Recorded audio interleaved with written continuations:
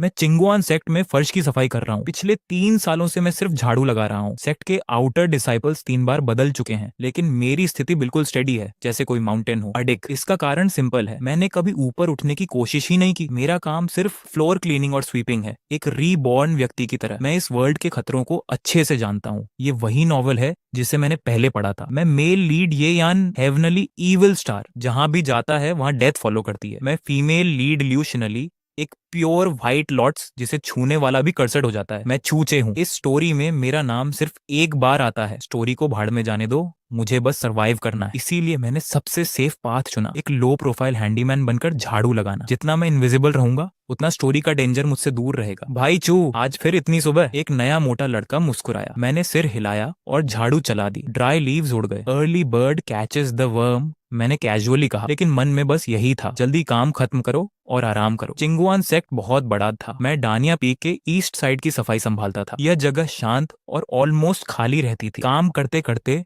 मैं धीरे धीरे एक ट्यून गुनगुनाने लगा और स्टोन स्टेप्स पर पत्ते इकट्ठा करता रहा। काम खत्म करने के बाद मैं यूजुअल तरीके से रेस्ट करने की जगह ढूंढने लगा। मेरी नजर पास के बैम्बू फॉरेस्ट पर पड़ी। ये वही जगह थी जिसे सेक्ट ने फॉरबिडन जोन बताया था। मैंने डिवाइन सेंसेस से चेक किया। अंदर न कोई बैरियर था न फॉर्मेशन, शायद बस डराने के लिए ऐसा कहा गया था। आज वेदर अच्छा था, अंदर ठंड भी होगी। मैं बिना ज्यादा सोचे अंदर चला गया। बैम्बू फॉरेस्ट बेहद शांत था। सनलाइट पत्तों के बीच से गोल्डन शार्ड्स की तरह गिर रही थी। हवा चलती तो पत्ते सरसराते थे। ये सच में स्लीपिंग के लिए परफेक्ट जगह थी। मैंने एक बड़ा ब्लू स्टोन देखा, झाड़ू फेंका और उस पर लेट गया। आंखें बंद करके लगभग सो ही गया था कि ऊपर से आवाज आई, आर यू न्यू? मैं चौंक गया और तुरंत उठ बैठा। ऊपर देखा तो एक वुमन बैम्बू पर बैठी थी। उसका शरीर हल्के हल्के स्वे कर रहा था। उसने सिंपल व्हाइट क्लोथ्स पहने थे, बाल खुले थे और पैरों में एक छोटी बेल बंधी थी जो हवा में सॉफ्टली बज रही थी। मेरा दिमाग फ्रीज हो गया। मैंने डिवाइन सेंस से उसे चेक करने की कोशिश की, लेकिन कुछ भी फील नहीं हुआ। मतलब उसका कल्चरेशन लेवल मेरी अंडरस्टैंडिंग से बहुत ऊपर था। अब सब खत्म। फॉरबिडन एरिया में घुसने की पनिशमेंट सीधे डेथ या कल्टीवेशन डिस्ट्रॉय करने तक हो सकती थी। मैं तुरंत घुटनों के बल गिर गया। सीनियर, मुझे माफ कर दीजिए, डिसेबल को नहीं पता था कि ये फॉरबिडन एरिया है। ये एक्सीडेंटल मिस्टेक है, मैं अभी चला जाता। रुको। उसकी आवाज तेज नहीं थी, लेकिन कमांड जैसी थी। मेरा बॉडी वहीं फ्रीज हो गया। ठंडा पसीना निकल आया। वह बैम्बू से नीचे उतरी बिना आवाज के। मेरे पास आकर उसने झुककर मुझे देखा। चेहरे पर कोई इमोशन नहीं। तुम्हारा नाम क्या है? सीनियर, मेरा नाम छूचे है। किस डिपार्टमेंट से हो? हैंडीमैन डिपार्टमेंट से। मेरी आवाज कांप रही थी। उसने मेरे माथे को हल्का सा टच किया। उसकी फिंगर्स बर्फ जैसी ठंडी थी। Handman, interesting. तुम में हिम्मत है मेरी रेस्टिंग प्लेस में आने की। डिसेबल का अपराध है, शिष्य मरने योग्य है। मैं और नीचे झुक गया। मैं समझ चुका था, आज मेरी डेथ तय है। उठो। मैं नहीं हिला। मैंने कहा उठो। उसकी आवाज थोड़ी ठंडी हो गई। मैं तुरंत खड़ा हो गया, सिर झुकाए हुए। तुम इंटरेस्टिंग हो, उसने कहा। मैं यहाँ 3000 साल से सो रही हूँ। तुम पहले हो जिसने यहाँ कदम रखा। 3000 ईयर्स। मेरा दिमाग ब्लैंक हो गया। सेक्ट के सबसे बड़े एल्डर्स भी मुश्किल से 800 साल जिंदा रहते थे, और यह 3000, ये तो एंशिएंट मॉन्स्टर जैसा एग्जिस्टेंस था। वह हल्के से मुस्कुराई। तुम्हारे चेहरे से लग रहा है कि तुम बिलीव नहीं कर रहे। वह मेरे चारों ओर घूमी। मुझे लगा जैसे कोई इनविजिबल प्रेशर मुझे घेर रहा हो। मैं बिलीव करता हूँ सीनियर, मैं जल्दी बोला। तभी वह मेरे पीछे आकर रुक गई। उसने मेरे शोल्डर पर हाथ रखा। पूरा शरीर स्टिफ हो गया। तुम्हारे शरीर में ऐसी ऑरा है जो इस वर्ल्ड की नहीं है, उसने धीरे से कहा। तुम कहां से आए हो? बस सब खत्म। मेरा सबसे बड़ा सीक्रेट एक ही पल में एक्सपोज हो गया। दिमाग पूरी तरह ब्लैंक। मैं क्या जवाब दूं? अगर मैं कहूं कि मैं दूसरी दुनिया से आया हूं तो क्या वो मुझे मॉन्स्टर समझकर मार देगी? मेरी चुप्पी देखकर उसका पेशेंस खत्म हो गया। उसके हाथ का प्रेशर और बढ़ गया। मत बताओ। मुझे लगा मेरी बोन्स टूट जाएंगी। हाँ, मैं बताता हूँ, मैंने दर्द से दांत भींचते हुए कहा। सीनियर, मैं इस वर्ल्ड का नहीं हूँ, मैं अर्थ नाम की जगह से आया हूँ। मैंने जल्दी जल्दी कंफ्यूज्ड वर्ड्स में उसे सब बता दिया। जब मैं बोल चुका, पूरा बैम्बू फॉरेस्ट एक डीप साइलेंस में चला गया। वो चुप रही और मैं हिलने की भी हिम्मत नहीं कर सका। टाइम धीरे धीरे बीत रहा था। हर सेकंड मुझे एक लाइफ टाइम जैसा लग रहा था। अर्थ। फाइनली उसने बोला, इंटरेस्टिंग। वहां के लोग भी क्या तुम्हारी तरह वीक हैं? मैं इतना एम्बेरेस्ड हो गया कि मेरे टोज तक कर्ल हो गए। तो तुम लोग वहां यूजुअली क्या करते हो? वो सच में क्यूरियस लग रही थी। मैंने गला साफ किया और अर्थ की लाइफ के बारे में बताना शुरू किया। Mobile phones, computers, online games. मैं बोलता गया और मेरा गला ड्राई हो गया। वो बहुत ध्यान से सुन रही थी। जब मैं बोल चुका तब तक रात हो चुकी थी। इंटरेस्टिंग, उसने कहा और मेरे शोल्डर से हाथ हटा लिया। उसने तालियां बजाई। मैंने डिसीजन ले लिया है। वो मेरे सामने आ गई। चेहरे पर स्माइल आ गई। मेरा दिल एक पल के लिए रुक गया। मुझे हमेशा लगता था ये गुड साइन नहीं होता। आज से तुम्हें फ्लोर क्लीनिंग नहीं करनी पड़ेगी। तुम अब मेरे हो। अब से तुम मेरे साथ रहोगे और मुझे बोर होने से बचाने के लिए स्टोरीज सुनाओगे। उसने फिंगर स्नैप की। अचानक मेरे पैरों के नीचे जमीन क्रैक हो गई और एक डीप ब्लैक होल खुल गया। एक स्ट्रॉन्ग पुलिंग फोर्स आए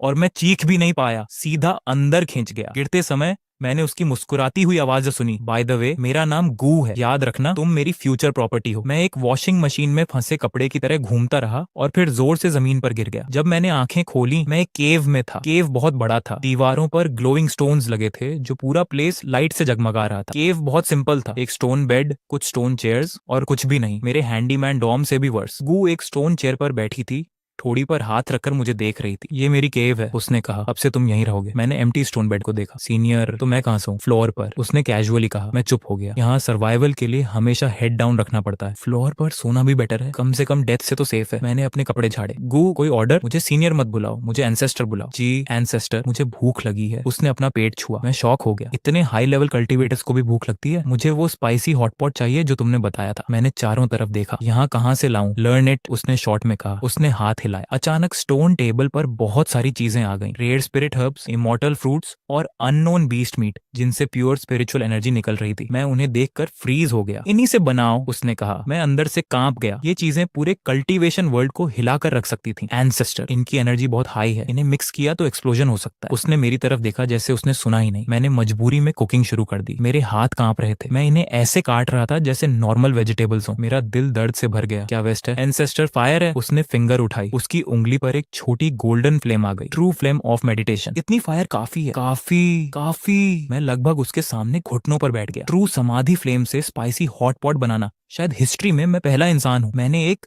एल्केमी फर्नेस ढूंढा, उसे अच्छे से वॉश किया और उसे ही कुकिंग पॉट बना लिया। फिर उसमें सारी स्पिरिट हर्ब्स, इमॉर्टल फ्रूट्स और मॉन्स्टर मीट डाल दिया। उसके बाद पानी मिलाया और नीचे से ट्रू समाधि फ्लेम से कुक करना शुरू कर दिया। कुछ ही देर में फर्नेस के अंदर बॉयल होने लगा। एक ऐसी फ्रेग्रेंस फैल गई जिसे वर्ड्स में डिस्क्राइब करना मुश्किल था। उसके साथ बहुत पावरफुल स्पिरिचुअल एनर्जी भी बाहर निकल रही थी जो लगभग सॉलिड बन चुकी थी। सिर्फ उसकी स्मेल से ही मुझे लगा कि मेरी कल्टीवेशन बॉटलनेक ढीली पड़ने लगी है। गू ने भी इसे फील किया। उसकी आंखें चमक उठी और वह थोड़ा आगे झुक गई। रेडी है? लगता तो है। मैंने एक बड़ा चमचा उठाया और फर्नेस से एक बोल भर लिया। सूप गोल्डन कलर का था, अंदर की सारी इंग्रेडिएंट्स हल्की ग्लो कर रही थी। पूरा सीन अमेजिंग लग रहा था। मैंने बोल उसे दे दिया। उसने उसे लिया, हल्का सा फूंका और केयरफुली एक एसआई पी लिया। अगले ही पल उसकी आंखें बड़ी हो गईं। उसके शरीर से एक टेरिफाइंग स्पिरिचुअल ऑरा फूट पड़ी। पूरी केव हिल गई। मैं सीधा उड़कर दीवार से टकराया और लगभग बेहोश हो गया। मैं डरते हुए उसे देखने लगा। क्या एक एसआईपी पीते ही कुछ प्रॉब्लम हो गई? गू ने आंखें बंद कर ली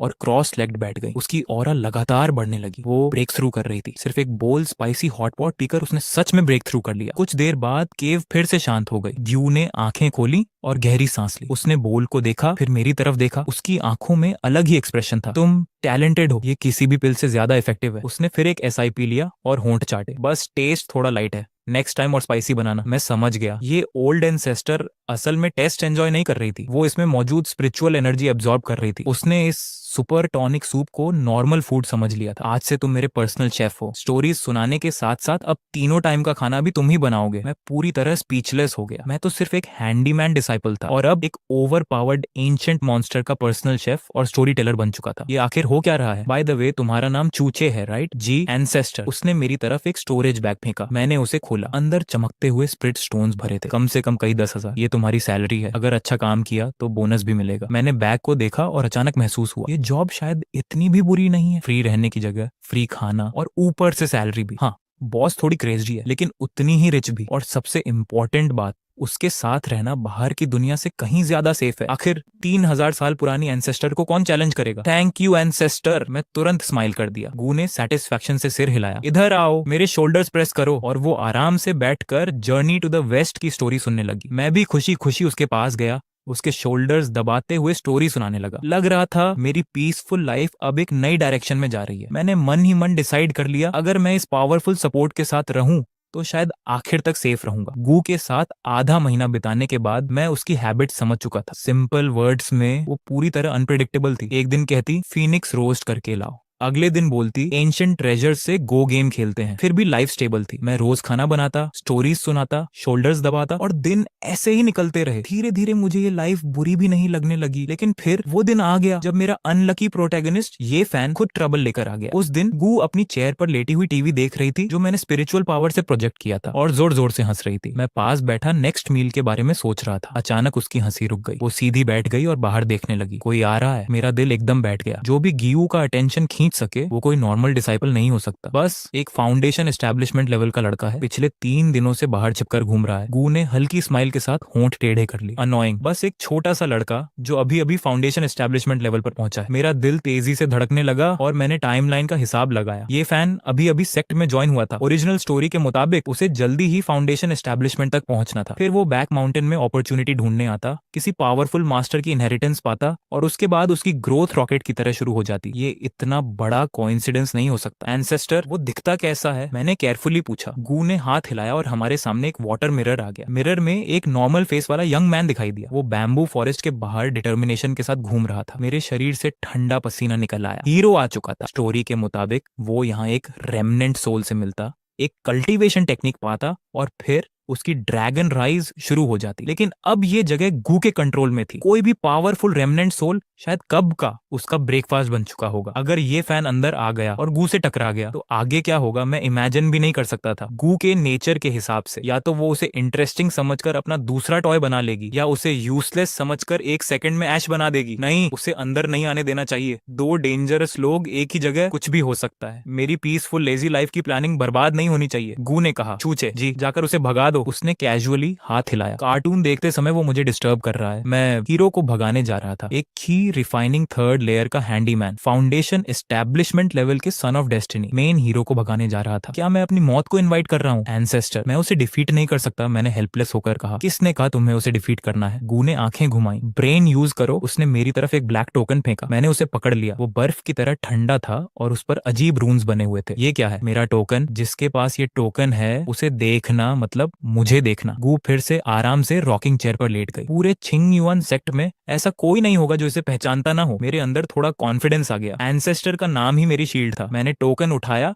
एक डीप ब्रेथ ली और बाहर निकल गया। बैम्बू फॉरेस्ट में मुझे सच में ये फैन मिल गया। वो अभी भी एंट्रेंस ढूंढने की कोशिश कर रहा था। मैंने गला साफ किया। वो तुरंत मुड़ा और अलर्ट होकर मुझे देखने लगा। तुम कौन हो? मैं कौन हूँ ये इंपॉर्टेंट नहीं है। मैंने एक्सपर्ट जैसा एक्ट किया, हाथ पीछे बांधे और सीरियस फेस बना लिया। इंपॉर्टेंट ये है कि ये जगह तुम्हारे आने लायक नहीं है। अभी इसी वक्त यहाँ से चले जाओ। अंदर से मेरी टांगें कांप रही थी। ये वही हीरो था जो बिना वजह पूरी फैमिली तक खत्म कर देता है। ये फैन ने मुझे ऊपर से नीचे तक देखा। मेरे नॉर्मल हैंडीमैन क्लोथ्स और वीक कल्टीवेशन को देखकर उसकी आंखों में तिरस्कार आ गया। एक नॉर्मल हैंडीमैन मेरी राह रोकने की हिम्मत करता है? मैं तुम्हें रोक नहीं रहा, मैं तुम्हें बचा रहा हूँ, मैंने मिस्टीरियस टोन में कहा। ये सेक्ट का फॉरबिडन एरिया है, अंदर बहुत बड़ा डेंजर है। अगर तुमने एक कदम भी आगे रखा तो तुम्हारा एंड तय है। ये डायलॉग मैंने नॉवेल से सीखा था। ये फैन ने मेरी बात पर बिल्कुल ट्रस्ट नहीं किया। बकवास, मुझे यहाँ एक अपॉर्चुनिटी फील हो रही है। वो अंदर जाने ही वाला था। मैं पैनिक हो गया और तुरंत गू का टोकन उसके सामने दिखा दिया। अपनी आंखें खोलकर देखो, पहचानते हो इसे? पहले तो उसने उसे तिरस्कार से देखा, लेकिन जैसे ही उसकी नजर उन रून्स पर पड़ी उसका चेहरा तुरंत बदल गया। वो एकदम पेल पड़ गया। ये एंसेस्टर यू का टोकन। उसकी आवाज कांप रही थी। तुम्हारे पास एंसेस्टर यू का टोकन कैसे आया? ये जानने की तुम्हारी क्वालिफिकेशन नहीं है। मैंने सीरियस एक्सप्रेशन बनाए रखा। अब भी अंदर जाना चाहते हो? ये फैन ने टोकन देखा, फिर बैम्बू फॉरेस्ट की तरफ देखा। उसके चेहरे पर ग्रीड भी थी और फियर भी। आखिर में फियर जीत गया। सीनियर, नहीं, इस डिसाइपल से गलती हो गई। वो सच में घुटनों पर बैठ गया। मुझे नहीं पता था कि ये एंसेस्टर यू का कल्टीवेशन एरिया है। प्लीज मुझे माफ कर दीजिए। उसने मुझे गू का मैसेंजर समझ लिया था। मेरे अंदर खुशी की लहर दौड़ गई। देखो, अभी तक एटीट्यूड दिखा रहा था, अब घुटनों पर आ गया। मैंने टोकन वापस रख दिया और काम वॉइस में कहा, ये तुम्हारी पहली गलती है, इस बार मैं तुम्हें जाने देता हूँ। अगर अगली बार ऐसा हुआ तो मैं बिल्कुल भी मर्सी नहीं दिखाऊंगा।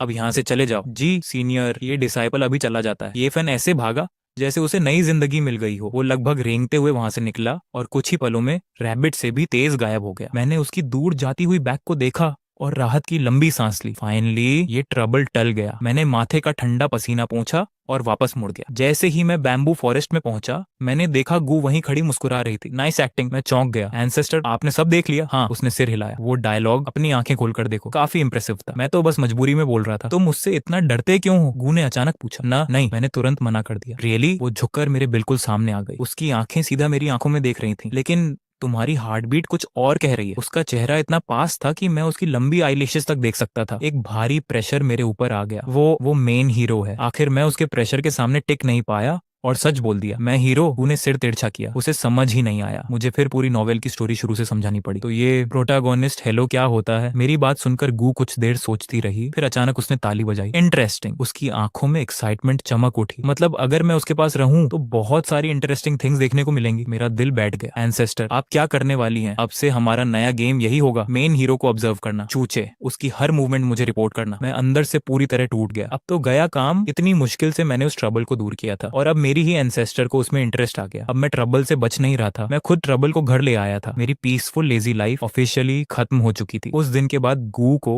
ये फैन में बहुत इंटरेस्ट आने लगा और मेरी ड्यूटी में एक नया काम जुड़ गया। हर दिन वाटर मिरर से उसकी लाइव मॉनिटरिंग करना और गू को पूरी रिपोर्ट देना। एंसेस्टर आज ये फैन ने लंच में एक एक्स्ट्रा बाउल राइस खाया। एंसेस्टर आज उसे सीनियर ब्रदर ने डांटा, लेकिन वो अंदर ही अंदर गुस्से में था। एंसेस्टर आज वो बैक माउंटेन में ट्रेनिंग कर रहा था, लेकिन एक रैबिट ने उसके फेस पर किक मार दी। गू हर रिपोर्ट बड़े ध्यान से सुनती, कभी कभी कमेंट भी करती। इस ये फैन का नेचर ठीक है, लेकिन आईक्यू थोड़ा लो लगता है। उसकी कल्चरेशन टेक्निक में बहुत फ्लॉज है। ऐसे चला तो जल्दी डीमन डिविजन में चला जाएगा। और उसने गलत रैबिट से पंगा ले लिया। धीरे धीरे मुझे लगने लगा मैं सिर्फ कुक और स्टोरी टेलर नहीं रहा, मैं 24x7 ड्यूटी वाला पर्सनल पापरासी बन चुका था। ये लाइफ सच में एग्जॉस्टिंग थी। एक दिन ये फैन को मॉर्टल वर्ल्ड जाकर कुछ सामान खरीदने का मिशन मिला। वाटर मिरर में वो नॉर्मल क्लोथ्स पहनकर सेट से बाहर निकलता दिखाई दिया। मैंने हमेशा की तरह गू को रिपोर्ट दी, लेकिन इस बार सुनते ही वो सीधी बैठ गई। मॉर्टल वर्ल्ड, उसकी आंखें चमक उठी। चूचे जी। एंसेस्टर मैं भी चलूंगी। क्या? मैं एकदम शॉक हो गया। एंसेस्टर आप मॉर्टल वर्ल्ड जाएंगी? हाँ। उसने सिर हिलाया। तुमने ही तो कहा था वहाँ बहुत टेस्टी फूड और मजेदार चीजें मिलती हैं। मैं खुद देखना चाहती हूँ। मेरे दिमाग में अलार्म बजने लगे। एंसेस्टर आप हजारों साल पुरानी पावर हाउस हैं, अगर आपकी थोड़ी सी एनर्जी भी बाहर निकल गई तो पूरा सिटी उड़ जाएगा। मैंने उसे समझाने की पूरी कोशिश की। मोर्टल वर्ल्ड बहुत डेंजरस है, वहाँ लोग चीटिंग भी करते हैं। लेकिन गू और भी एक्साइटेड हो गई। काफी समय से बाहर नहीं गई और मुझे बारबेक्यू भी खाना है, तुमने ही बताया था। अब मुझे समझ आ गया। वो साइट सीइंग के लिए नहीं जा रही थी, वो सिर्फ फूड और फन के लिए जा रही थी और उसे रोकना इम्पॉसिबल था। उसने बिना किसी फ्लाइंग ट्रेजर के सीधे स्पेस को चीर दिया। मेरी आंखों के सामने सब धुंधला हो गया। जब दोबारा होश आया, मैं एक बिजी मर्टल सिटी की सड़क पर खड़ा था। चारों तरफ लोग, शोर, दुकानें और गुक सफेद कपड़ों में नंगे पैर, बिल्कुल किसी सिंपल विलेज गर्ल जैसी हर चीज को क्यूरियोसिटी से देख रही थी। लेकिन फिर भी वो पूरे शहर में सबसे अलग नजर आ रही थी। हमारे आसपास काफी लोग उसे देख रहे थे। मैं जल्दी से उसका हाथ पकड़कर उसे एक खाली गली में ले गया। एंसेस्टर हमें पहले क्लॉथ्स चेंज करने होंगे। मैंने उसके आउटफिट की तरफ इशारा किया। उसने खुद को नीचे देखा और सिर हिला दिया। रुको। उसने आंखें बंद कर ली। अगले ही पल उसकी सफेद ड्रेस बदलकर एक सिंपल ब्लू स्कर्ट में बदल गई। पैरों में कपड़े के जूते आ गए और उसके खुले लंबे बाल भी एक साफ बन में बंध गए। उसकी ब्यूटी को छोड़ दें तो अब वो किसी नॉर्मल फैमिली की लड़की जैसी लग रही थी। अब ठीक है, हाँ बिल्कुल। मैंने भी अपने कपड़े बदलकर एक नॉर्मल सर्वेंट जैसा आउटफिट पहन लिया। हम गली से बाहर निकले और भीड़ में घुल मिल गए। गू हर चीज को क्यूरियोसिटी से देख रही थी। कहीं शुगर फिगरीन्स देखती तो तुरंत खरीदने की जिद करती, कहीं छोटे टॉयज दिखते तो वो भी खरीद लेती। थोड़ी ही देर में मेरे हाथों में तरह तरह की छोटी छोटी चीजों का ढेर लग गया। उसे पैसों की बिल्कुल परवाह नहीं थी। उसके स्टोरेज बैग में सिर्फ स्पिरिट स्टोन्स ही नहीं बल्कि ढेर सारा गोल्ड और सिल्वर भी था। पता नहीं किस अनलकी इंसान से ले आई थी। हम स्नैक स्ट्रीट पहुंच गए। चारों तरफ खाने की अमेजिंग स्मेल फैली हुई थी। छूछे सीधे उधर चलो। बारबेक्यू कहाँ है? मैंने दूर एक ग्रिल्ड मीट स्टॉल की तरफ इशारा किया। स्टॉल पर एक मस्टाश वाला मोटा आदमी बिना शर्ट के पसीने में भीगा हुआ सीकेन ग्रिल कर रहा था। कोल पर मीट स्कीवर्स चटक रही थी। ऊपर ऑयल चमक रहा था और उन पर क्यूमिन व चिली पाउडर डाला जा रहा था। पूरी हवा उसकी स्मेल से भर गई थी। गू मेरा हाथ पकड़कर सीधे वहां पहुंच गई। बॉस ये भी वो भी हर तरह की एक 100 स्कीवर्स बना दो। शॉपकीपर एकदम शॉक रह गया। मिस 100 स्कीवर्स तुम दोनों खा लोगे? तुम बस ग्रिल करो। गू ने टेबल पर एक सिल्वर कॉइन रख दिया। हम एक छोटी टेबल पर बैठ गए। थोड़ी देर बाद पहली प्लेट आ गई। मैंने एक स्कीवर उठाकर गू को दिया। एंसेस्टर टेस्ट कीजिए। गू ने मेरी कॉपी करते हुए एक स्कीवर लिया और एक बाइट लिया। उसकी आंखें तुरंत बड़ी हो गईं। डिलिशियस। वो मुंह में ही बुदबुदाई और फिर बिना रुके खाना शुरू कर दिया। एक के बाद एक स्कीवर। उसका पूरा चेहरा ऑयल से भर गया। उसे देखकर कोई नहीं कह सकता था कि वो हजारों साल पुरानी एंसेस्टर है। वो तो किसी कई दिनों से भूखी लड़की की तरह खा रही थी। उसी समय पास वाली टेबल से शोर सुनाई दिया। मैंने मुड़कर देखा। कुछ अमीर कपड़े पहने बदमाश एक फ्लावर सेलर लड़की को परेशान कर रहे थे। लड़की मुश्किल से 15 से 16 साल की होगी। डर के मारे उसका चेहरा सफेद पड़ गया था। आसपास के लोग गुस्से में थे, लेकिन कोई आगे नहीं आ रहा था। मैंने सोचा जीयू को लेकर चुपचाप निकल जाता हूँ, लेकिन वो मुझसे पहले ही उठ गई। उसने स्कीवर नीचे रखा और मुंह पहुंचा। अनोइंग। वो सीधे उन गुंडों की तरफ चल दी। मेरा दिल एकदम बैठ गया। मेरी प्यारी एंसेस्टर प्लीज कुछ मत करना वरना पूरी स्ट्रीट उड़ जाएगी। गू को देखते ही उन गुंडों की आंखें चमक उठी। वाह, एक और ब्यूटीफुल गर्ल। पीले बालों वाला लड़का हंसते हुए आगे बढ़ा। लिटिल सिस्टर चलो हमारे साथ। गू ने कुछ नहीं कहा। उसने बस एक फिंगर उठाई और हवा में हल्का सा स्नैप किया। स्नैप, एक साफ आवाज गूंजी। अगले ही पल उस लड़के का चेहरा फ्रीज हो गया। फिर उसने खुद को थप्पड़ मारना शुरू कर दिया। स्लैप स्लैप स्लैप, वो लगातार चिल्ला रहा था। मैं गलत था, मुझे लोगों को परेशान नहीं करना चाहिए था। पीछे खड़े बाकी गुंडे पूरी तरह शॉक में थे। बॉस, आपको क्या हो गया? लेकिन वो रुका ही नहीं, उसका चेहरा सूज गया। फिर भी वो खुद को मारता रहा। तुम लोग भी शुरू हो जाओ, गू ने मुस्कुराते हुए कहा। उसने फिर से फिंगर्स स्नैप की। बाकी सारे गुंडे भी एक साथ खुद को थप्पड़ मारने लगे। पूरा सीन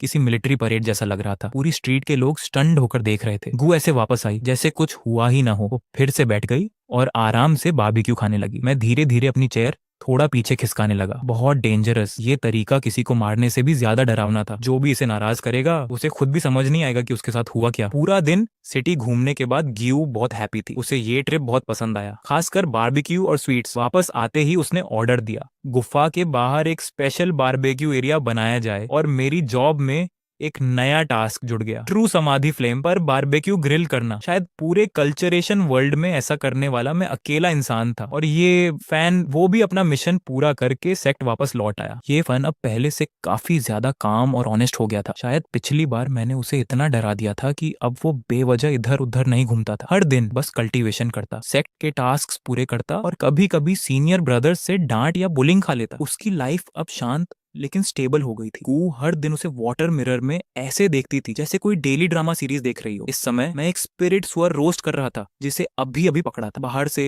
क्रिस्पी, अंदर से जूसी। उसकी स्मेल पूरे केव में फैल रही थी। गू के मुंह में लगभग पानी आ गया था। मैंने जैसे ही आखिरी स्पेशल मसाला डाला, उसी समय वाटर मिरर में ये फैन की सिचुएशन अचानक बदल गई। उसे सेक्ट से एक नया मिशन मिला था। उसे फ्रोजन लेक के पीछे जाकर आइस हार्ड ग्रास लानी थी। मेरा दिल जोर से धड़क उठा। आ गया, यहीं से ओरिजिनल प्लॉट शुरू होता है। ओरिजिनल नॉवेल में ये फैन यहीं हीरोइन लियू शिनली से मिलता था। वो आइस हार्ड ग्रास लेने आता और लियू शिनली उसी समय लेक में बात कर रही होती। फिर वही फेमस हीरो सेव्स हेरोइन वाला सीन होता और वहीं से दोनों की लव स्टोरी शुरू होती। एंसेस्टर, जल्दी देखिए, ये फैन अब हीरोइन से मिलने वाला है, मैंने तुरंत गू से कहा। ये सुनते ही गू ने रोस्ट किया हुआ स्पिरिट सुअर भी छोड़ दिया। वही लियू शिनली जो बहुत काइंड और इनोसेंट है?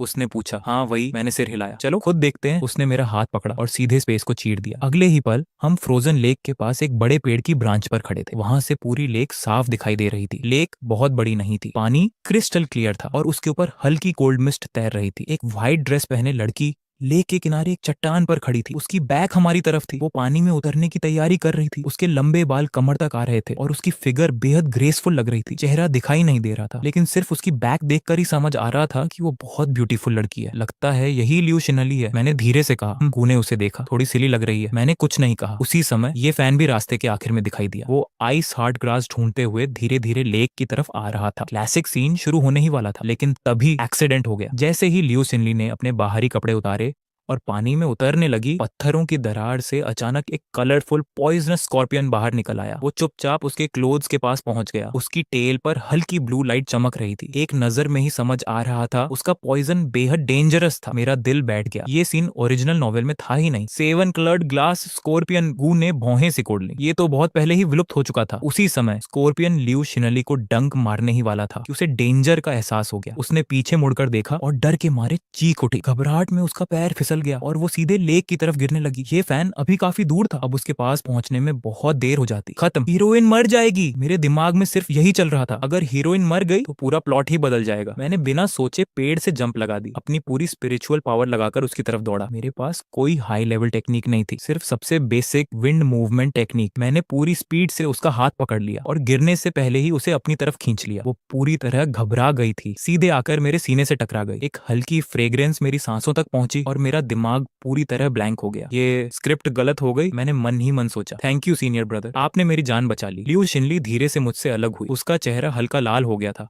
उसने चमकती आंखों से मेरी तरफ देखा। सीनियर ब्रदर, आपका नाम क्या है? मैं चूछे हूँ, मैं हकलाते हुए बोला। अब तो गया काम, अब मैं चाहे जितनी सफाई दूं कोई यकीन नहीं करेगा। उसी समय ये फैन भी वहां पहुंच गया। उसने मुझे और लियू शिनली को एक साथ खड़े देखा। उसका चेहरा तुरंत बदल गया, खासकर जब उसने देखा कि लियू शिनली मुझे एडमिरेशन भरी नजरों से देख रही थी। उसकी आंखों में जेलसी, अनिच्छा और हॉस्टिलिटी की भावना साफ दिखाई दे रही थी। मैं मन ही मन रो पड़ा। ब्रो, मैंने सच में जानबूझकर कुछ नहीं किया, मैं तो बस एक राहगीर था। सीनियर ब्रदर चू, मैंने आपको पहले कभी इनर डिसाइपल्स में नहीं देखा। ये फैन ने सस्पिशियस नजरों से पूछा। मैं एक नौकर हूँ, मैंने ऑनेस्टली जवाब दिया। ये फैन और ल्यू शिनली दोनों एक साथ शॉक हो गए। नौकर? इतनी फास्ट स्पीड किसी नौकर के पास कैसे हो सकती है? दोनों मुझे अजीब नजरों से देखने लगे। ऐसा लग रहा था जैसे मैं कोई रेयर एनिमल हूँ। मेरा मन हुआ कि अभी इसी वक्त यहाँ से भाग जाऊं। सेंस, जूनियर सिस्टर सेफ है, मैं अब चलता हूँ। मैंने जल्दी से एक्सक्यूज बनाया। मैं मुड़ा और पूरी स्पीड से भाग गया। अगर मैं नहीं भागता तो मुझे पूरा यकीन था कि ये फैन खुद को रोक नहीं पाएगा और मुझ पर अटैक कर देगा। आखिर मैंने उसकी हीरो डेस्टिनी में दखल जो दे दिया था, वो गुस्सा क्यों नहीं होगा। मैं पूरी स्पीड से वापस गू के पास पहुंचा। गू वहीं हाथ बांधकर खड़ी थी, जैसे कोई एंटरटेनिंग शो देख रही हो। नॉट बैड चूचे। उसने मेरे शोल्डर पर हल्की थपकी दी। हीरो सेव्स हेरोइन वाला सीन कैसा लगा? एंसेस्टर प्लीज मेरा मजाक मत उड़ाइए। मैं लगभग रोने वाला था। आपने अभी हेल्प क्यों नहीं की? मैं क्यों करती? गू ने उल्टा मुझसे पूछा। क्या ये इंटरेस्टिंग नहीं था? इंटरेस्टिंग? मैं ऑलमोस्ट रो पड़ा। एंसेस्टर, मैंने मेन हीरो और हीरोइन के बीच वाला रेड थ्रेड ही काट दिया। अब स्टोरी आगे कैसे चलेगी? इसमें पैनिक करने वाली क्या बात है? गू ने बिल्कुल कैजुअली कहा। अगर प्लॉट बदल गया है तो उसे वापस सही कर देंगे। वो कुछ पल रुकी, फिर मुस्कुराई। या उसे और भी इंटरेस्टिंग बना देंगे। उसकी नजर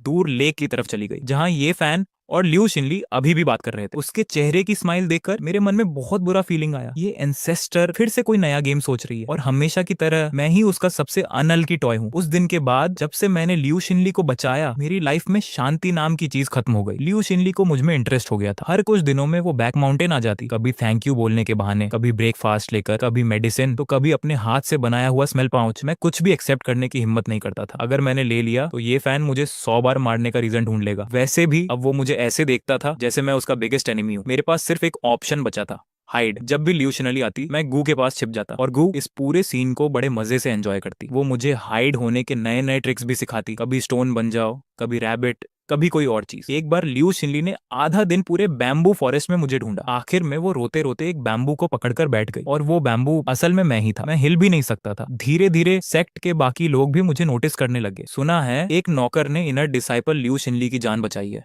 हर तरफ रूमर्स फैलने लगे। कोई कहता मैं हिडन मास्टर हूँ, कोई कहता मैंने अपनी कल्टीवेशन छिपा रखी है। यहाँ तक कि हैंडीमैन हॉल का मैनेजर भी अब मुझसे बड़े रिस्पेक्ट से बात करने लगा। मुझे साफ महसूस होने लगा मेरी पीसफुल लेजी लाइफ धीरे धीरे मुझसे दूर जा रही है। फिर असल ट्रबल आ गया। डिसिप्लिन हॉल के एल्डर जांग 2 डिसाइपल्स को लेकर सीधे केव के बाहर आ पहुंचे। छूछे बाहर निकलो, उनकी आवाज पूरी केव में गूंज उठी। उस समय मैं गू के लिए फ्रूट छील रहा था। डर के मारे मेरे हाथ से फ्रूट नीचे गिर गया। गू अपनी रॉकिंग चेयर पर आराम से सो रही थी। आवाजें सुनते ही उसने आंखें खोली। उसकी आंखों में ठंडी चमक आ गई। कौन है ये? सुबह सुबह मरने की इतनी जल्दी है क्या? मैं घबरा गया। मैंने तुरंत उसका मुंह ढक दिया। एंसेस्टर प्लीज धीरे बोलिए, ये डिसिप्लिन हॉल के एल्डर जांग हैं। एल्डर जांग? वो कुछ पल सोचने लगी। वही बूढ़ा जिसके चेहरे पर 3 तिल हैं? हाँ वही। ओह याद आ गया। करीब 300 साल पहले जब वो छोटा था, लड़कियों को बात करते हुए छिपकर देख रहा था। मैंने उसे पकड़कर पेड़ से बांध दिया था और 3 दिन तक पीटा था। मैं पूरी तरह स्टंट रह गया। ऐसा भी हुआ था? वो यहाँ क्यों आया है? गू ने पूछा। शायद मेरे लिए ट्रबल लेकर आया है, मैंने धीरे से कहा। सब मेरी वजह से हुआ है। रिलैक्स। गू ने मुझे उठाया। चलो बाहर चलते हैं। मेरा दिल थोड़ा शांत हो गया। हाँ, मेरे पीछे पूरे सेक्ट की सबसे पावरफुल एंसेस्टर खड़ी है, एक एल्डर दांग। आखिर कर ही क्या सकता है। मैंने अपने कपड़े ठीक किए, गहरी सांस ली और सिर ऊंचा करके केव से बाहर निकल गया। एल्डर जांग मुझे घृणा भरी नजरों से घूरने लगे। छूछे, एक नौकर डिसिप्लिन होकर भी तुम्हारी इतनी हिम्मत कैसे हुई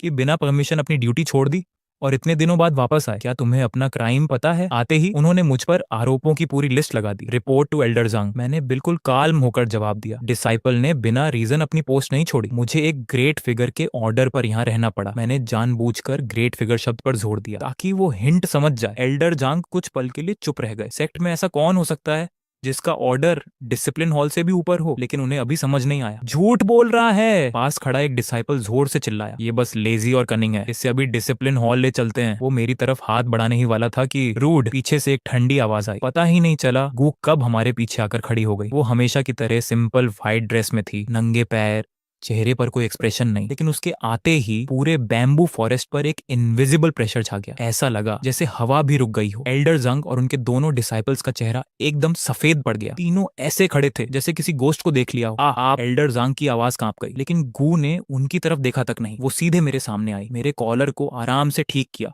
जो थोड़ा बिगड़ गया था। उसकी मूवमेंट्स हमेशा की तरह काम थी। फिर उसने एल्डर जांग की तरफ देखा। मेरे आदमी को उसे छूने की हिम्मत कैसे हुई? उसकी आवाज बिल्कुल शांत थी, लेकिन उसी शांति में सबसे ज्यादा डर था। धड़ाम। एल्डर जंग सीधे घुटनों पर गिर पड़े, पूरा माथा जमीन से लगा दिया। एंसेस्टर, उनकी आवाज कांप रही थी। डिसाइपल मरने लायक है। मैंने माउंट आई को पहचानने में गलती कर दी, प्लीज मुझे माफ कर दीजिए। उनके दोनों डिसाइपल्स भी तुरंत घुटनों पर गिर गए। किसी की भी सिर उठाने की हिम्मत नहीं हुई।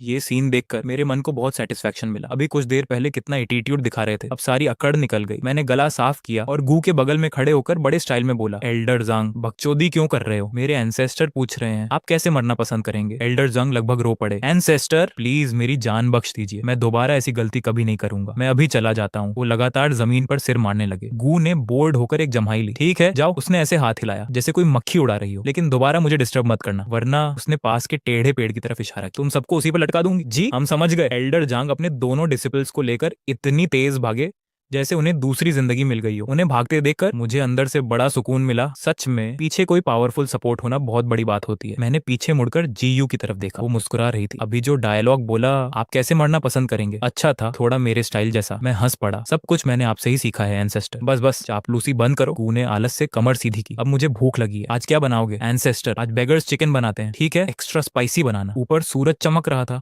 और बैम्बू फॉरेस्ट फिर से शांत हो गया। मुझे लगा मेरी लेजी लाइफ अभी भी चल रही है, बस उसका स्टाइल थोड़ा बदल गया है। उस इंसिडेंट के बाद पूरे सेक्ट में मेरी आइडेंटिटी बदल गई। अब कोई मुझे सिर्फ एक हैंडीमैन डिसाइपल नहीं समझता था। सबको पता चल गया था कि बैक माउंटेन में एक ऐसी मिस्टीरियस एंसेस्टर रहती है जिन्हें छेड़ने की हिम्मत किसी में नहीं है, और मैं उनके सबसे करीब हूँ। यहाँ तक कि सेक्ट मास्टर ने भी एंसेस्टर के रिस्पेक्ट में गिफ्ट्स भेजने शुरू कर दिए। उनमें से ज्यादातर चीजें या तो गू खुद खा जाती या मैं उन्हें कुक करके उसके सामने रख देता। ये फैन और लियू शिनली ने भी अब मुझे परेशान करना बंद कर दिया। शायद ये फैन समझ चुका था कि मुझे छेड़ना बिल्कुल आसान नहीं है। लियू शिनली को उसके मास्टर ने कल्टीवेशन के लिए रूम में बंद कर दिया था। अब उसे बैक माउंटेन आने की परमिशन नहीं थी। मेरी लाइफ आखिरकार फिर से पीसफुल हो गई। हर दिन बस गू के साथ खाना पीना और लाइव ब्रॉडकास्ट देखना। उसी दिन चिंगुआन सेक्ट में कुछ अनवांटेड गेस्ट्स आ गए। वो डीमन सेक्ट के लोग थे। डीमन सेक्ट और चिंगुआन सेक्ट सदियों पुराने स्वर्ण एनिमीज थे। दोनों के बीच सैकड़ों सालों से लड़ाइयां चलती आ रही थी। इस बार डीमन सेक्ट का यंग मास्टर शाओ अपने लोगों के साथ बड़ी शान से चिंगुआन सेक्ट के मेन गेट पर पहुंचा। ऊपर से तो उसने फ्रेंडली स्पार का बहाना बनाया था, लेकिन असली मकसद था चिंगुआन सेक्ट की बेइज्जती करना। वाटर मिरर में श्याओ दिखाई दे रहा था, दिखने में इंसान जैसा, लेकिन पूरी तरह इंसान नहीं। उसके चेहरे पर एरोगेंस साफ दिखाई दे रहा था। आते ही उसने चिंगुआन सेक्ट की यंग जनरेशन को चैलेंज कर दिया। सेक्ट की तरफ से कई इनर डिसिपल्स आगे आए, लेकिन कुछ ही मूव्स में सब श्याओ के हाथों बुरी तरह हार गए। उसके अटैक्स बेहद रूथलेस थे। हारने वाले डिसाइपल्स की हड्डियां तक टूट गईं। ये देखकर चिंगुआन सेक्ट के एल्डर्स का चेहरा और भी अगली हो गया। लेकिन ये बैटल यंग जनरेशन की थी, इसीलिए वो सीधे इंटरफेयर नहीं कर सकते थे। ये डीमन सेक्ट का लड़का थोड़ा क्रेजी है, गू ने चिकन लेग खाते हुए कमेंट किया। सच में मैंने सिर हिलाया। ओरिजिनल नॉवल में शाओ बस एक अर्ली स्टेज विलन था। उसका काम सिर्फ हीरो को एक्सपीरियंस, शस्किबी, इक्विपमेंट और फेम देना था, और जैसा एक्सपेक्टेड था। कुछ देर बाद ये फैन आगे आ गया। चिंगुआन सेक्ट के डार्क हॉर्स के रूप में उसने खुद चैलेंज एक्सेप्ट किया। एक जबरदस्त बैटल शुरू हो गई। ये फैन सच में हीरो बनने लायक था। हालांकि उसकी कल्टीवेशन थोड़ी कम थी, लेकिन हीरो लक और एडवेंचर से मिली टेक्निक्स की वजह से वो शॉ के साथ बराबरी से लड़ने लगा। आखिर में जब सबको लगा कि ये फैन हार जाएगा, तभी उसने अचानक फुल पावर में बर्स्ट किया। एक कॉम्बो अटैक में उसने शाओ को खून की उल्टी करते हुए पीछे उड़ा दिया। शाओ पूरी तरह हार गया। पूरा चिंगुआन सेक्ट जोरदार चीयर्स से गूंज उठा। ये फैन एक ही बैटल में फेमस हो गया। अब वो पूरे सेक्ट का हीरो बन चुका था। बोरिंग, गू ने मुंह बनाते हुए कहा। उसके लिए ऐसी फाइट्स बच्चों का खेल थी। उसके हिसाब से असली बैटल वही होती है जहां एक ही अटैक में एनिमी खत्म हो जाए। फिर उसने मुझे लाइव डेमोन्स्ट्रेशन देना शुरू किया। उसने बस अपनी एक उंगली उठाई और वाटर मिरर में शाओ की तरफ हल्का सा इशारा किया। अगले ही पल शाओ का पूरा शरीर अचानक फ्रीज हो गया। फिर सबके सामने वो एक बेहद एम्बैरेसिंग, अजीब और ओवर द टॉप डांस करने लगा, कमर मटकाते हुए, हिप हिलाते हुए और बार बार आंख मारते हुए। वो सीन इतना वियर्ड था कि मैं ठीक से देख भी नहीं पा रहा था। पूरा अरीना शॉक में था। चिंगुआन सेक्ट के लोग हंसी रोक रहे थे, लेकिन रोक नहीं पा रहे थे। उधर डीमन सेक्ट के लोग पूरी तरह कंफ्यूज थे। उन्हें समझ ही नहीं आया कि उनके यंग मास्टर के साथ हुआ क्या है। शाओ खुद भी पैनिक हो गया था। वो रुकना चाहता था, लेकिन उसका शरीर उसके कंट्रोल में ही नहीं था। डांस करते करते वो चिल्लाया, ये मैं नहीं हूँ, मेरा बॉडी अपने आप मूव कर रहा है। लेकिन कोई उसकी बात पर बिलीव नहीं कर रहा था। सबको लगा हार की वजह से उसका दिमाग खराब हो गया है। इधर केव के अंदर गू इतनी जोर से हंस रही थी कि झुक गई। उसके हाथ से चिकन का पीस भी नीचे गिर गया। फनी, बहुत फनी। मैंने उसे देखकर अपना माथा पकड़ लिया। एंसेस्टर, आपके मेथड्स बहुत डेंजरस हैं। अब शाओ की पूरी लाइफ खराब हो जाएगी। डीमन सेक्ट के लोग उसे उठाकर वापस ले गए, लेकिन वो जाते जाते भी लगातार डांस करता रहा। इस तरह पूरा स्टेज क्रैशिंग इंसिडेंट एक बेहद अजीब तरीके से खत्म हो गया। ये फैन भले ही बैटल जीत गया था, लेकिन सारी लाइमलाइट डांस करते हुए शो ले गया। वो वहीं खड़ा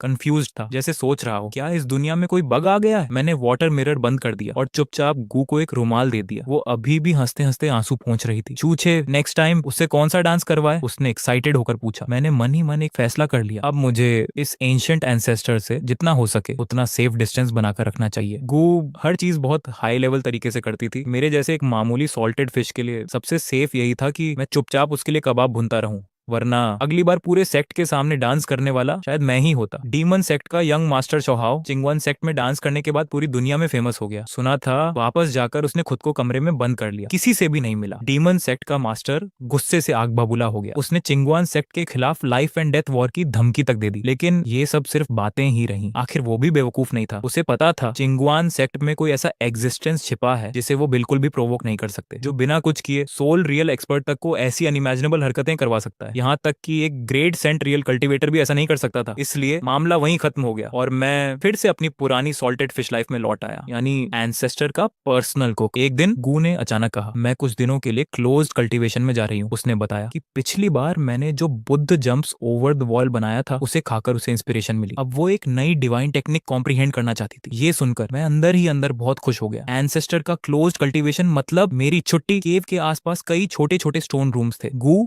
उनमें से एक कमरे में चली गई, दरवाजा बंद किया और फिर पूरी तरह साइलेंस छा गया। अब केव में मैं अकेला था, इतना अकेला कि बोर होने लगा। नॉर्मली गू के साथ ये जगह थोड़ी नॉइजी लेकिन लाइवली रहती थी, लेकिन उसके जाते ही पूरा केव इतना साइलेंट हो गया कि अजीब लगने लगा। मैं टाइम पास करने के लिए इधर उधर घूमने लगा। वैसे भी मैं पहले कभी इन स्टोन रूम्स के अंदर नहीं गया था। पहला कमरा गू का स्टोरेज रूम था। अंदर हेवन एंड अर्थ के काउंटलेस ट्रेजर्स भरे पड़े थे। एंशिएंट आर्टिफैक्ट्स, लेजेंडरी मटेरियल्स जैसे कीलिन हॉर्न और फिनिक्स फेदर यहाँ ऐसे पड़े थे जैसे कोई नॉर्मल वेजिटेबल्स हो। मेरा दिल कांप गया। इनमें से सिर्फ एक ट्रेजर भी बाहर चला जाए तो पूरी कल्टीवेशन वर्ल्ड में रक्तपात मच जाएगा। लेकिन गू ने स्टोरेज रूम का दरवाजा खुला छोड़ रखा था, जैसे उसे चोरी की कोई टेंशन ही ना हो। फिर मैंने खुद ही सोचा, आखिर उसकी केव में चोरी करने की हिम्मत किसमें होगी। दूसरा कमरा उसकी एल्केमी रूम थी। अंदर एक बहुत बड़ी काली और मिस्टीरियस एल्केमी फर्नेस रखी थी। कोने में कई बॉटल्स भी रखी थी। मैंने क्यूरियोसिटी में एक बॉटल उठाई, उस पर लिखा था पिग ट्रांसफॉर्मेशन पिल, इसे खाने वाला 1 महीने तक पिग बना रहेगा। मैंने दूसरी बॉटल उठाई, ऑनेस्टी बीन, इसे खाने के बाद अगले 12 घंटे तक सिर्फ सच बोलोगे। तीसरी बॉटल डांसिंग कैंडी, इसे खाने वाला 1 घंटे तक अनकंट्रोलेबली डांस करेगा। मेरे माथे पर ठंडा पसीना आ गया। अब समझ आया उस दिन शौ क्यों नाच रहा था। तो ये सब यहीं बनता है। मैंने जल्दी से सारी बॉटल्स वापस रख दी और तीसरे कमरे की तरफ बढ़ गया। लेकिन जैसे ही तीसरे कमरे के सामने पहुंचा मैं रुक गया। उसका दरवाजा बंद था और उस पर एक पुराना टैलिस्मन सील चिपका हुआ था। पीला पड़ चुका कागज, उस पर लाल स्याही से बने मिस्टीरियस सिंबल्स और उससे निकलती भारी सप्रेसिंग ऑरा। सब कुछ अलग ही महसूस हो रहा था। मैं हैरान रह गया। गू की अपनी केव में इतनी स्ट्रॉन्ग सील क्यों। मैंने हाथ बढ़ाकर उस टैलिस्मैन को छूने की कोशिश की। बैंग, अचानक एक पावरफुल फोर्स ने मुझे पीछे उछाल दिया। मैं जोर से जमीन पर गिर पड़ा। ऐसा लगा जैसे सारी हड्डियां टूट जाएंगी। ये सील बहुत पावरफुल है, लेकिन अब मेरी क्यूरियोसिटी और भी बढ़ गई। मैंने पूरे दरवाजे को ध्यान से देखा, शायद कहीं कोई क्रैक मिल जाए, लेकिन कुछ भी नहीं था। तभी मेरी नजर दरवाजे के नीचे खुदे छोटे छोटे वर्ड्स पर पड़ी। वो एंशिएंट स्क्रिप्ट में लिखे हुए थे। लकीली ओरिजिनल बॉडी की मेमोरीज की वजह से मैं उन्हें पढ़ सकता था। उस पर लिखा था, मैं गो आज यहाँ अपने इनर डीमन को सील कर रही हूँ। भविष्य में जो भी डिसिप्लिन यहाँ आए वो अपने रिजल्ट का खुद जिम्मेदार होगा। Inner demon. मैं पूरी तरह स्टंट रह गया। ये बहुत बड़ा सीक्रेट था। कल्टीवेटर्स के लिए सबसे डेंजरस चीज होती है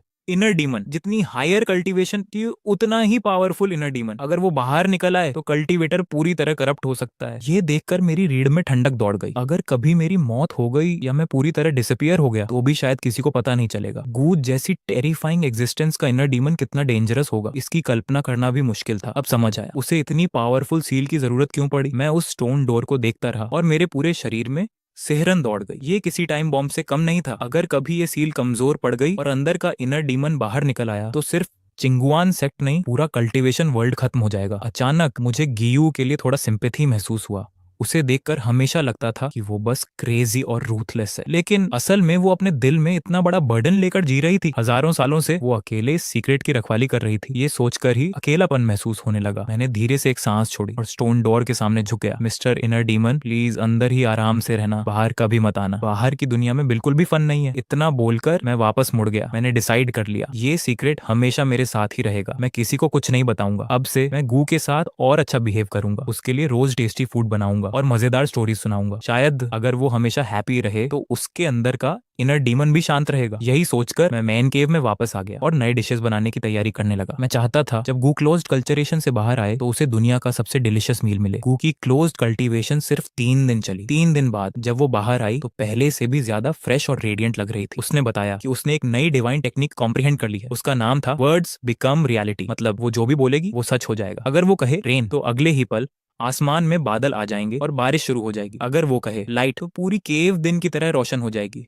ये सुनते ही मेरे हाथ से कुकिंग स्पून नीचे गिर गई। ये कैसी टेरिफाइंग एबिलिटी है? क्या ये वही पावर नहीं जो सिर्फ क्रिएटर गॉड के पास हो सकती है? लेकिन गू मेरी हालत देखकर मुस्कुराई। उसने समझाया इस टेक्निक की भी लिमिट्स हैं। इसे सिर्फ छोटे छोटे कामों में यूज किया जा सकता है और इसे इस्तेमाल करने में बहुत ज्यादा मेंटल एनर्जी खर्च होती है। इससे किसी पर सीधे अटैक नहीं किया जा सकता। ये सुनकर मैंने राहत की सांस ली। गुड, अगर इसकी कोई लिमिट नहीं होती तो गू सच में इनविकेबल बन जाती। उसकी क्लोज्ड कल्चरेशन कंप्लीट होने की खुशी में मैंने पिछले 3 दिनों में सीखे हुए सारे डिशेस बना दिए। पूरी स्टोन टेबल डिलिशियस फूड से भर गई। गू ने मुस्कुराकर मेरी तरफ देखा। तुम सच में टैलेंटेड हो, उसने मेरी तारीफ की। खाना खत्म होने के बाद गू ने हमेशा की तरह वाटर मिरर खोल दिया और बाहरी दुनिया की लाइव ब्रॉडकास्ट देखने लगी। उसी दौरान मुझे पता चला कि सेक्ट में जल्द ही एक बड़ा इवेंट होने वाला है, एनुअल सेक्ट टूर्नामेंट। ये टूर्नामेंट हर डिसाइपल के लिए अपनी स्ट्रेंथ दिखाने और रैंकिंग हासिल करने का सबसे बड़ा मौका था। ओरिजिनल नॉवेल में ये बहुत इंपॉर्टेंट प्लॉट था। यहीं ये फैन सबको हराकर फर्स्ट रैंक हासिल करता है और पूरे चिंगवन सेक्ट का सबसे पावरफुल यंग डिसाइपल बन जाता है। ये सुनकर मुझे भी लगा ये टूर्नामेंट देखने लायक होगा। लेकिन तभी वो अचानक मुस्कुराई। चूचे, तुम भी पार्टिसिपेट करोगे? मैं पूरी तरह शॉक हो गया। मैं तो सिर्फ 3rd लेवल कल्चरिवेटर हूँ। ये टूर्नामेंट नहीं, सीधा सुसाइड है। कोई भी आउटर डिसिप्लिन मुझे एक उंगली से हरा देगा। लेकिन गू ने मेरी बात पूरी तरह इग्नोर कर दी। उसने अपनी उंगली मेरे माथे पर रख दी। अचानक एक गर्म एनर्जी मेरे पूरे शरीर में फैल गई और मुझे साफ महसूस हुआ मेरी कल्टीवेशन रॉकेट की स्पीड से बढ़ रही है। रिफाइनिंग लेवल 4, 5, 6, फिर फाउंडेशन एस्टेब्लिशमेंट, गोल्डन कोर और आखिर में सीधे नेसेंट सोल लेवल पर जाकर रुक गया। मैं पूरी तरह हैरान रह गया। ये नेसेंट सोल लेवल है, मैंने तो कभी फाउंडेशन एस्टेब्लिशमेंट पेल तक नहीं देखी और मैं सीधे नासेंट सोल तक पहुंच गया। ये सब इतना अविश्वसनीय था कि मुझे अपनी आंखों पर यकीन नहीं हो रहा था। बस इतनी कल्टीवेशन काफी है, गू ने ताली बजाते हुए आराम से कहा। मैंने अपने शरीर में दौड़ रही ताकत को महसूस किया। ऐसा लग रहा था जैसे मैं कोई सपना देख रहा हूँ। क्या असली ताकतवर लोग ऐसे ही महसूस करते हैं? लग रहा था कि मैं एक मुक्के में गाय क्या पूरा पहाड़ भी उड़ा सकता हूँ।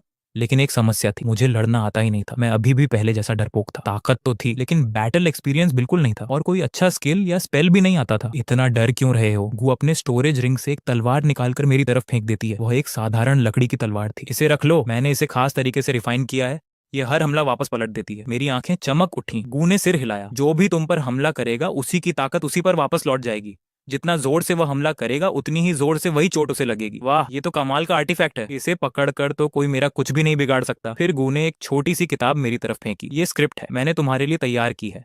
स्टेज पर जाकर बस इसे पढ़ देना। मैंने किताब खोली। उस पर लिखा था हीरो जैसा दिखने के 100 तरीके। पहली लाइन पढ़ते ही मेरा चेहरा उतर गया। मैं किसी एक को नहीं कह रहा, यहाँ मौजूद सभी लोग कचरा और चुतियां हैं। मैं घबराकर बोला, एंसेस्टर आप सच में सीरियस हैं? अगर मैंने ये बोल दिया तो पूरा सेक्ट मुझे मारने दौड़ पड़ेगा। जाओ, गू ने मुझे बाहर धक्का दे दिया। फर्स्ट प्लेस जीत कर आना, नहीं तो आगे से खाना नहीं मिलेगा। मैं लगभग रोने वाला था। ये कोई कंपटीशन नहीं था, ये तो सीधे मौत के मुंह में भेजना था। मैं लकड़ी की तलवार और स्क्रिप्ट लेकर धीरे धीरे आगे बढ़ने लगा। हर 2 कदम बाद पीछे मुड़कर देखता। लगता था मेरी शांत सॉल्टेड फिश लाइफ अब हमेशा के लिए खत्म हो चुकी है। मैं तो सिर्फ एक रसोइया बनना चाहता था। फिर मेरी जिंदगी इतनी मुश्किल कैसे हो गई? कंपटीशन के रजिस्ट्रेशन हॉल में बहुत भीड़ थी। मैं किसी तरह अंदर पहुंचा। ड्यूटी पर बैठे डीकन ने मुझे ऊपर से नीचे तक देखा। नाम चूचे, कल्टीवेशन लेवल। मैं थोड़ा झिझकते हुए बोला, नेसेंट सोल लेट स्टेज। अपनी ही बात सुनकर मुझे अजीब लग रहा था। डीकन की कलम रुक गई। उसने सिर उठाकर मुझे ऐसे देखा जैसे मैं पागल हूँ। क्या कहा तुमने? नेसेंट सोल लेट स्टेज, मैंने फिर दोहराया। पास खड़े लोग जोर जोर से हंसने लगे। ये पागल है क्या? एक नौकर और नेसेंट सोल लेट स्टेज, ये तो मजाक करने आया है। डीकन भी चिढ़ गया। चलो चलो मजाक मत करो, अगला। मैं घबरा गया। अगर मेरा रजिस्ट्रेशन नहीं हुआ तो वो मुझे बिल्कुल नहीं छोड़ेगी। मजबूरी में मैंने अपनी ताकत का थोड़ा सा हिस्सा बाहर छोड़ा। जैसे ही हल्का सा नेसेंट सोल ऑनरा फैला, पूरा हॉल एकदम शांत हो गया। सबके चेहरे सफेद पड़ गए। कई लोगों को सांस लेना भी मुश्किल हो गया। डीकन अपनी कुर्सी से नीचे गिर पड़ा। वह कांपती आवाज में बोला, सीनियर। मैंने तुरंत अपना ऑरा वापस समेट लिया। अब मेरा रजिस्ट्रेशन हो सकता है? मैंने शांत आवाज में पूछा।